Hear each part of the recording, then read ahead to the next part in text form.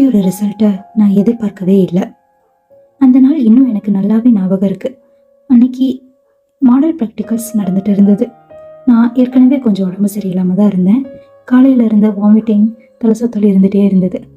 கரெக்டாக ப்ராக்டிக்கல் அப்போ மயக்கம் போட்டு விழுந்துட்டேன். உடனே என்னை ஹாஸ்பிட்டலில் கொண்டு போய் சேர்த்தாங்க. அங்கே போனால் உடனே அட்மிஷன் போடாமல், ஆல்ரெடி அட்மிட் ஆகிருக்கீங்களா, எந்த டாக்டர் பார்த்துருக்கீங்க, ஆதார் கார்டு இருக்கான்னு என்னென்னமோ கேட்டுட்டு என்ன பிரச்சனைங்கிறத மட்டும் கேட்க மறந்துட்டாங்க. அதுக்கப்புறம் என்ன டைரெக்டாக கூட்டிகிட்டு போய் பெட்டில் படுக்க வச்சு ட்ரிப்ஸை ஏற்றி விட்டுட்டாங்க. அது கொஞ்சம் கோளாறு பிடிச்ச ஹாஸ்பிட்டல் தான், அது எனக்கு ஏற்கனவே தெரியும்.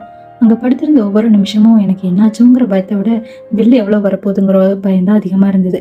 ஆமாம், பிளட் டெஸ்ட்லேருந்து யூரின் டெஸ்ட் வரைக்கும் எல்லா டெஸ்ட்டையும் எடுத்துட்டாங்க. கொஞ்ச நேரம் கழிச்சு எல்லா டெஸ்ட் ரிசல்ட்டும் வந்தது. எல்லாமே நார்மல் தான். அதுதான் எனக்கு ஏற்கனவே தெரியுமேடா, ஏன்டா இப்படி பண்ணுறீங்கிற மாதிரி தான் எனக்கு இருந்தது. ஆனால் ஒரே ஒரு டெஸ்ட் ரிசல்ட் மட்டும் வர வேண்டி இருந்தது. அதுக்காக நாங்கள் நைட் வரைக்கும் வெயிட் பண்ண வேண்டி இருந்தது. ஆனால் அந்த டெஸ்ட் ரிசல்ட் தான் என் வாழ்க்கையவே மாற்றிருச்சு.